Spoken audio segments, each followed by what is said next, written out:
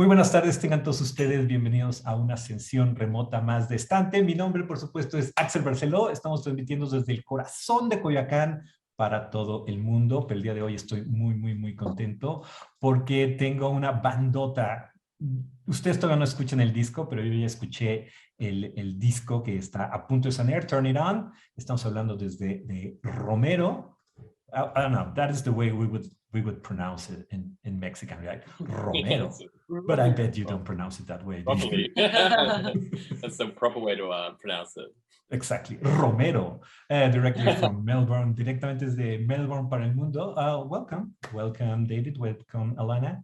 How are you? Hi, good. Very good, thank you. It's early here. It's 9 a.m. in Melbourne, so we're waking up a little bit. Thank you so much for waking up early. Okay. I thought rockers didn't do that. That was like antithetical to... We're making the exception today. Oh, I feel so special. Thank you for making the exception. But actually, it's very interesting that you are interested in what we do in Mexico, right? Is there any special reason why you wanted to reach out to the Mexican audiences? Oh, we would just love to go there as a band one day and perform there. Yeah. My brother and I both visited Mexico before, and yeah, loved it and would love to go back. And yeah, why not? You know, like we'd love to bring it to Mexico. So, what part of Mexico did you come? Ensenada. We visited. Oh, yeah. You probably had great food, right? Yeah, amazing food. The best I've ever had. It's the same for me. The best food I've ever had has been in Ensenada. Yeah, I mean, I'm vegetarian now, but when I was there, I was eating like, you know, everything. And it was, even as a vegetarian, I have to admit that it was still the best food I've ever had. The pork tacos and fish tacos. Yeah, really good for you. What about you, Alana? You ever been to Mexico? I've not, but just recently I really wanted You to go went. on a whim. Yes. I was sort of like, oh, I've got 3 weeks off. I'm thinking of going to Mexico. And what stopped you? Well, nah. Pardon? What stopped you from coming? Just how far away it was for how little time I had. Yeah, I definitely want to go. There's maybe quarantine stuff involved. Yeah, and still traveling is a bit, you know, touch and go. So I thought I'd just go somewhere a little bit closer to home. Where did you end up going? Well, I will be leaving to Thailand in about a month for a few weeks. Oh, but isn't the promotion of the record something that takes a lot of time? Yeah, You take time off? I'm going in May, so. Okay, but then the record is already established. Everybody knows about it. It's already big hits, things like that, right? Yeah. It's just 2 weeks. I've asked for everyone's permission. It's all right. Okay, so yeah, if this had been in a month, probably it would only be David and me, and you would be enjoying Thailand. Yeah. Okay, so for the people who don't know you, I mean, this is a very, I already had a chance to listen to the record that is coming out this 8th of April. The record, for the people who are tuning in, it's called Turn It On, which is already a very good portrayal of that kind of energetic sound, very rocking sound. So my first question is, how did you come up with this sound, right? You're a musician, this is 2022, you could have sound any way. You could have made cumbia, you could have made pop, you could have made jazz. Why make this kind of music? I guess it was just like a reflection of what we were doing beforehand. So my brother and I and Ferg and Justin, we all kind of come from punk bands and play quite loud and fast. And I think Lana entered the equation kind of wanting to do something similar to Blondie. She was really influenced by Blondie. And yeah, how did you come up with that? Because that's a line from, you know, the song that we released recently, and Lana wrote that after watching a Blondie documentary, I think. Yeah.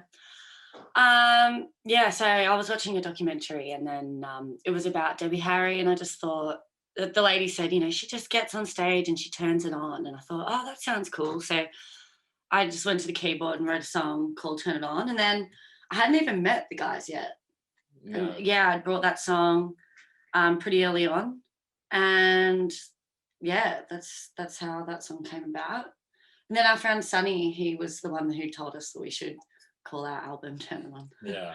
Because we were really struggling to Come up with an album title. come up with an album title. He was like, "Why don't you just call it Turn It On?" We were like, Yeah. "Oh my God, Sonny, you're so smart." Yeah, it sounds perfect. Yeah, definitely. That's especially how it starts. You know, those guitars at the beginning. This is just so full of energy. But because even within the punk vocabulary, you know, you could have it could have been gone in so many different directions, right? But once you have this idea of having this kind of power pop element, something making it energetic but also catchy. How did this come about? Who brought the idea that this would be kind of the concept of well, I don't think it was like the sound was never really discussed between us. No? I think like everyone just brought to rehearsals who they are and what they like to play, and then over time we would throw out songs or rewrite little bits and pieces until we all decided that we liked how it sounded, and then from there we just stuck to that sound for the rest of the record. But, Yeah. okay, but let's focus a little bit more then on Turn It On. You were telling us that you wrote the song, but then you didn't give like very explicit directions of how you wanted it to sound when you brought it to the band? I did, but it didn't. But how it was in the beginning was not at all what it sounded like in the end. You know, like the harmonizing lead lines and stuff like that weren't there. The form of the song changed like 3 or 4 times, where we had like, you know, this weird chorus in the beginning, you know, that we played live and then decided, oh, you know, actually this song sounds better like this. So it's just a lot of experimentation and just like, you know, you think something sounds good one week and then you'll come back and be like, actually it'd sound way better with this new part.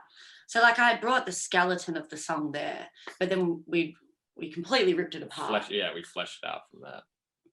Is this like the common way the songs came about? It was always these 2 stages, like first you have kind of a complete-ish version of the track before you bring it to the rest of the band? It's always different. It's like, it's either sometimes I'll come with the full song, like Crossing Lines, and then usually it changes completely. So I found that it's not really worth even writing the full song anymore. Yeah, it's always like, you come with an idea because it's going to change regardless of what you think it should sound like. Yeah. How democratic is... No, yes. Sorry, yeah, Adam and Ferg write a lot of riffs too, and it's a similar process with them. You know, they'll come in with a verse and a chorus, and maybe we'll only use the chorus, and the chorus might become the verse or whatever. Yeah, it's a different process for every song, I guess. Whatever the song requires. And how democratic is the process? Does everyone have the same say? Does anybody have like veto power over any part of the songs? We try to keep it as democratic as possible. Some people get a bit stubborn about things, and I can imagine. But you know, in the heat of the jam space, everyone, you know, has their moments. But at the end of the day, we all kind of like we've got the same goal in mind, which is just to write the best song possible. So we get there eventually. I think like that's maybe another way how we made our sound, was that democraticness. Yeah, having everyone's, you know, different flavor in there. But then you say that you two were not working together in the beginning, right? So how did you meet each other? How did you start working together? So I met Adam first through... Who's my brother. Yes, who's Dave's brother. Through a friend from high school who I hadn't seen for a really long time. And like we caught up on a whim for coffee, and I just told him, I was like, oh yeah, I'm thinking about trying rock now. I've never done that before. I want to start a rock band. He was like, this is crazy. I live with, these two guys, Dave and Adam. They're rock lords, you should totally meet them. And I was like, okay. And I think like within a month or something, I'd met them all. Yeah. Well, I met Dave and Adam, and then Ferg and Justin came a little bit later. It just, it's meant to be, I think. It started off with Alana and my brother writing country music together. And then I came in and then, Lance showed us Turn It On, and we shared like what was the start of Halfway Out the Door. And those were kind of like the first two songs that we started writing as a band. Yeah, I mean, I understand that. If I start playing with somebody, those are the first songs that come out. I know, we got something going on here. You're right. But why the change into rock? I mean, you were saying I wanted to try rock. What was? I think like I'd been singing a lot of soul and neo soul, and I studied a little bit of music, and I got it really into jazz for a time, and then I just wanted to do something that had more energy. And, the type of person I am, I have quite a bit of energy. And I guess I was looking for something new. I felt a bit stagnant. I thought, why not? Like, just try, just an experiment, I guess. So lucky I did, because here I am. But what convinced you? Was it the quality of the songs, the way you felt singing them, that it was just what you needed to go through right now? What was because in the beginning you're saying it was kind of more exploratory, but now you're convinced. So what convinced you? So are you asking me what it was like before or now? No, now exactly. What is it that you found in? Now in Romero.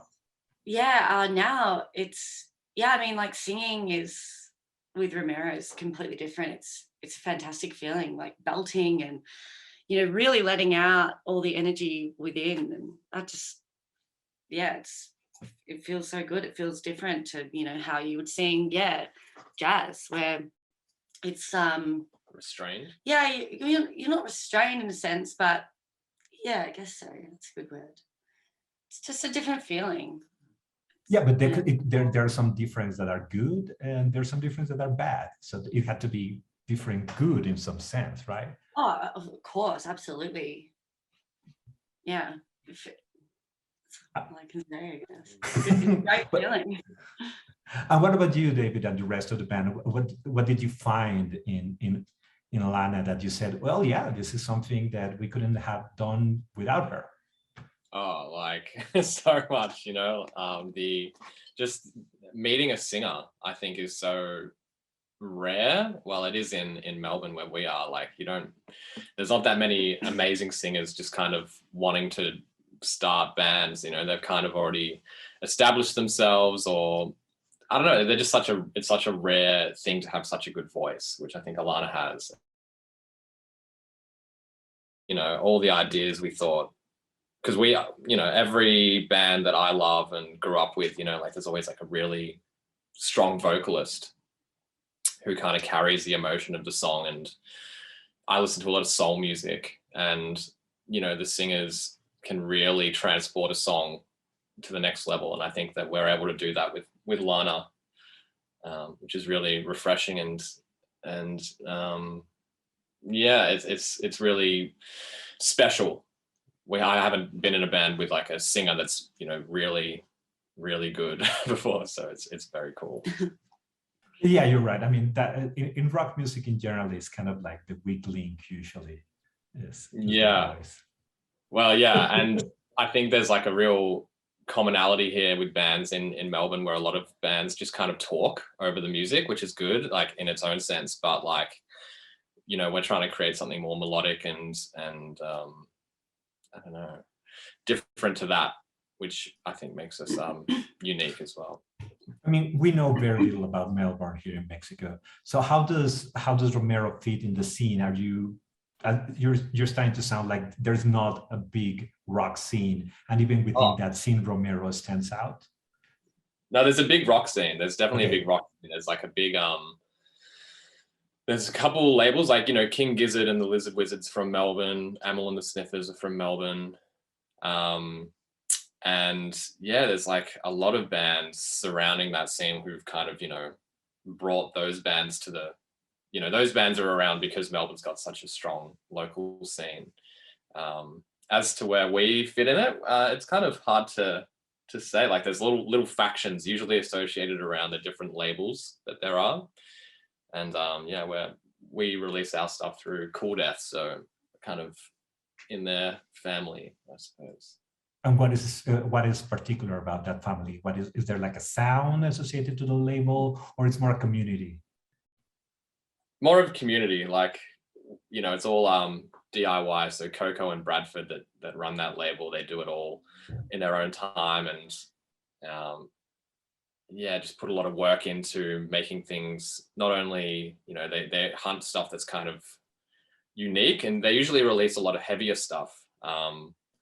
And for us, they've made a bit of an exception, but it's still, they put a lot of effort and work into like the aesthetic of the physical record, which we really appreciate. So that's the strong signature of theirs, I guess, is the really nicely packaged vinyls they do. Yeah, because my question was going to be that. I mean, a lot of people, you know, swear off labels, that there is no role for labels anymore now that, you know, you can upload things and things like that. So what brings the label to you? Why are you in a label? It's just that. It's just it's kind of, they facilitate you releasing something really special. Like instead of it just being a digital release that can go off, they really want to emphasize the importance of having like a physical record with, you know, liner notes and stickers and, you know, something permanent that you can have and hold on to, as opposed to, you know, just something on your computer. Because yeah, there's a real, and same with Feel It Records in America, who are releasing it over there, and in Europe. They're just so passionate about music and unique music. Yeah. But why is that important to you? Why is having a record that is physical also important to you? It's just sort of, we've grown up with, you know, records. We've always had them, and I think it's important to us because our music is quite, you know, we're a very older influenced band. You know, we're more influenced by bands from the 70s and stuff than newer music, and so it kind of like just continues that tradition of giving records and music like the attention and care that it deserves, I guess. So in a certain sense, would you have been happier if you had, well, or what would you have cherished about having lived like in the 70s or 80s or those years of those bands? I mean, what would you have liked about, and I don't know, hearing Blondie, not in a documentary, but just when they came out, for example? Just the energy, I guess, and kind of like hearing it for the first time when it first came out would be so mind-blowing. It's not, you know, whereas now it's stuff is kind of recycled and has, you know, a bit of you know, oh, we've seen it done before sort of thing with bands. Like not all the time, but it's like to be there when those bands first started, you know, would have been just so inspiring and I don't know. Yeah, I think like imagine being in a club in the 70s and like everyone in the club has not heard this song before, and the song's obviously a hit, and the energy, everyone's like, oh my gosh, what is this song? You know, we don't experience that now. Like I don't go out and like hear a song that's new and it's new for the whole you know, club, and everyone has like the same reaction if it's a hit. That's, you know. Yeah. Also, I think what's so good about back then was just the sort of lack of technology. I think now finding music it's so accessible, it's so easy, which is really fantastic in a way. But yeah, maybe it's not as meaningful. I don't know. I feel like technological advances have made it, I guess, like not less special, but you take it for granted a bit more. yeah, you do. Yeah. Yeah, that's why I would like to be back in the 70s, I think. Yeah. Studio That's when 54. all our favorite bands are around, you know. So Which ones are those? well, I'd love to go to CBGB's and see the Ramones play, you know, like that would be all time. And that's where Blondie came out of, you know, so I would have loved to go to Studio 54. yeah, which would have been, you know, pretty cool vibe. New York in the 70s would have been, you know, so cool. Yeah. like sure. like in the book Love Goes to Buildings on Fire, right? From you know that book. There's a book I about read Love Goes to. oh yeah, it's called Love Goes to Buildings on Fire, about the whole late 70s scene in New York and all the different subscenes, you know, the salsa people and the disco people and the minimalist and the punks and things like that. So yeah, there's kind of a mystique about that kind of period that I don't know why it just has become so meaningful or so symbolic to so many people. That's what I wanted to know about you. What of all the things happening, what was there that you wanted to make your own, right? Because you're now on the other side, right? So ideally, what do you think your audience would be getting out of seeing you live, right? Somebody's going to see you live in your next show.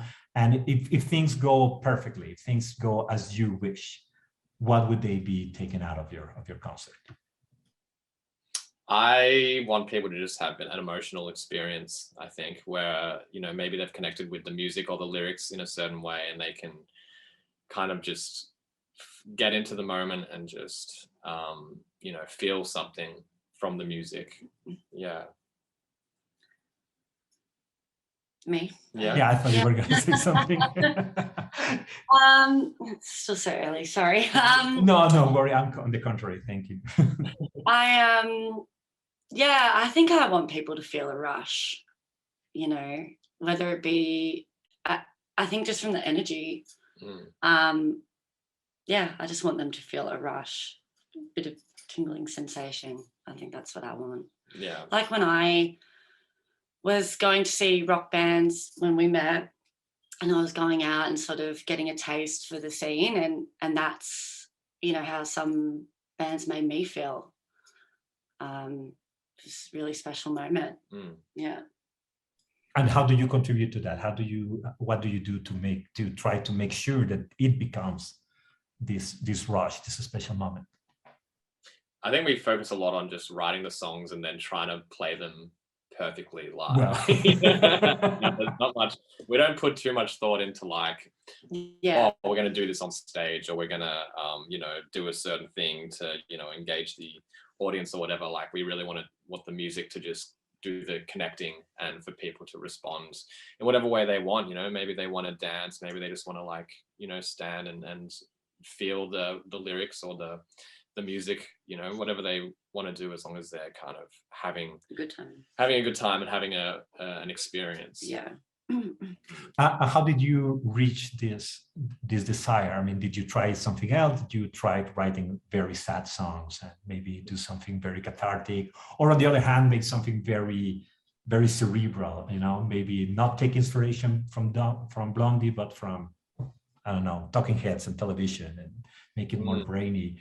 I mean, because again, I mean, there's a broad spectrum of emotions you can elicit.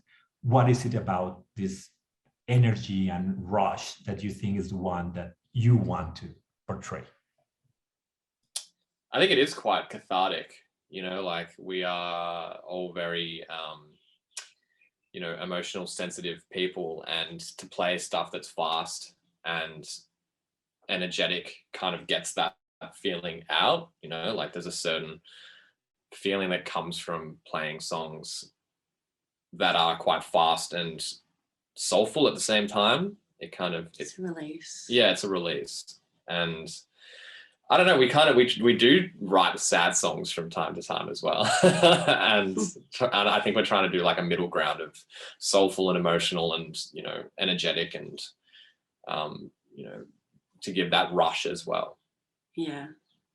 But then when you finish, how is it feeling? Because I mean, when you're working on this kind of very energetic music, it can either like leave you very, very pumped, or it can drain you, right? So how do you emotionally manage being on stage and having to portray all this energy? I don't know. Sorry. For me, I don't really think about it. I think I'm more in the moment, as for after the show, I'm kind of like, whoa, what the hell just happened? Yeah. Like, I don't really feel anything after. It's more like in the moment of the songs. Like, I'm looking to have those same feelings that I got from writing the songs. Yeah. Yeah. Like afterwards, it really depends on how the show went, I guess. Like, yeah, if the show, like, we played lots of shows where there's, it has like, there's been like sound issues or whatever, and that'll often like taint what we experienced. And like people from the crowd will be like, oh, that was great. And we're like, yeah, but it sounded like shit up there. So yeah, we're kind of like, we put a lot of pressure on ourselves to just make sure that we're performing as well as we can. totally. And, being in the moment and being present during the songs, as opposed to like, thinking too much about how it's going, which is hard.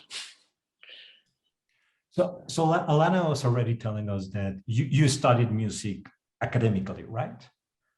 I studied for just 2 years, just music, specializing in vocals. And what about the rest of the band? If there's also a kind of academic background, or is it more lyrical? No, just we just kind of played in bands growing up. Like Adam and I have, we started playing when we were little kids and have been in bands ever since we were, really young. So we didn't study music, but we kind of, learned in our own way. And how did you find out that, it was something that you could do professionally, right? Because the kind of involvement you're talking about is just a professional involvement. How did you know that this was something that was not just a hobby? I didn't really know that until like Romero started releasing songs, and it was kind of like, I've always felt like I'm going to do music regardless of if it does well commercially or not. It's kind of just something that I'll always have a passion for. And I guess with Romero, it's like now finally having people that want to listen to it is just makes it even more special. And I'd try not to think about it in like in a professional sense, but in a terms of like, oh, our music's actually being listened to by people that aren't just us. Yeah, our mates. Yeah. Do you remember the moment when you realized that? When you realized, okay, yeah, people like Romero? Like when our 7-inch came out, and that was in 2020. It was just Honey and Neapolitan, and it ended up going overseas to America and Europe, and we've just had people reaching out from those places, and it's like, whoa, okay, so yeah, I think it sold more over there than it did here. Yeah, or just as well over there. So yeah, and people were like uploading songs onto YouTube and saying how much they liked it and writing on the Bandcamp. So I think that was when it was like, oh, okay, this is actually reaching people. Yeah. So that means that social networks have been very, very important for also the connecting with your fans.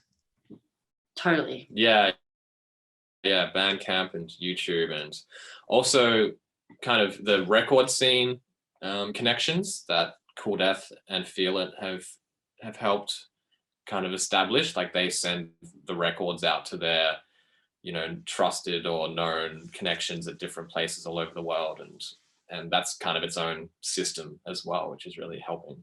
Do you have any memory of a particular impressive compliment you have received from your music, from the fans?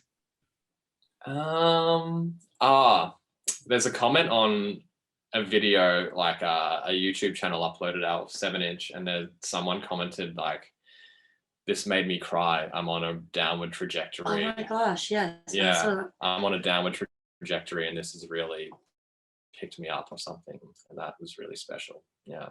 Yeah. Mm. No, I'm very glad that you're getting this feedback. Is there any like long-term plan, or are you just enjoying the ride so far?